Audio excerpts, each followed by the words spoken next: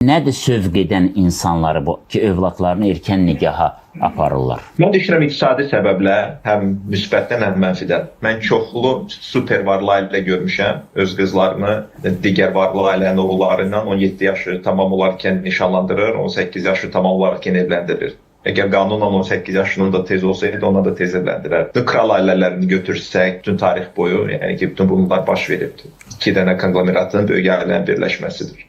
Bu iqtisadi və siyasi maraqlar üzərində qurulmuş nigahlardır. Bizim də top ailələr içərisində bunların hamısını görə bilərsiniz. 8 yaşında eyni gündə, ad günü günündə gedirlər, zaks edirlər. İkinci səbəb nə ola bilər? Çox böyük bir kasıblıq. Ata-ananın uşağı böyütməyə artıq vəsaiti çatmadıqda öz övladını başqasının problemi edirlər. Pis ya da yaxşı mənada ki, okey, yəni ki, imkanımız yoxdur uşağımıza baxmağa, artıq evləndiririk, gedirlər. Bu ikinci bir səbəb ola bilər. Üçüncü səbəb ola bilər ki, onlar düşünürlər ki, bizim övladlarımız hazırdır psixoloji, fizioloji olaraq bu evliliyə. Mənim hər iki ulu nənəm 1900-ün əvvəlində doğulublar da. Onlar hər ikisi 13 yaşında artıq birinci övladını dünyaya gətiriblər. Bioloji olaraq qadınlar 12 yaşından sonra buna hazırdır.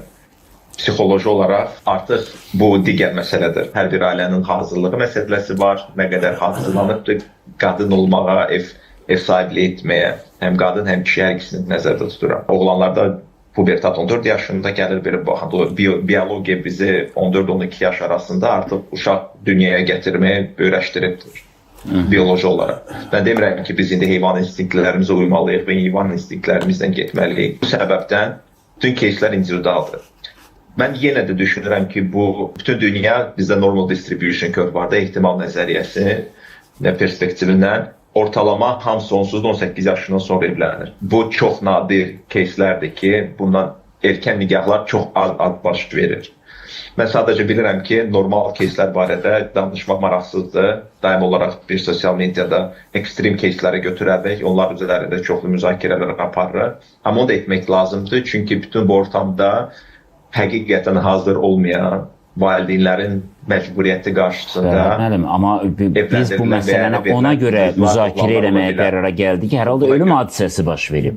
Yəni, söylədiyim kimi ölüm hadisəsi baş verib. Yəni, buradan o yana daha heç bir ekstrem ola bilməz.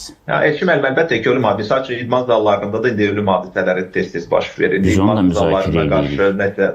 Biz onu da müzakirə edirik ki, idmana... Ölüm hər zaman var. Bu dünya ideal deyil. Bu dünya cənnət deyil, pis insanlar olacaqdır, insan öldürənlər də olacaqdır, insanlara yaxşılıq edənlər də olacaqdır. Sadəcə bu ictimai müzakirə çərçivəsində bütün tərəfləri, bütün perspektivləri göstərmək mənim fikrimcə çox vacibdir.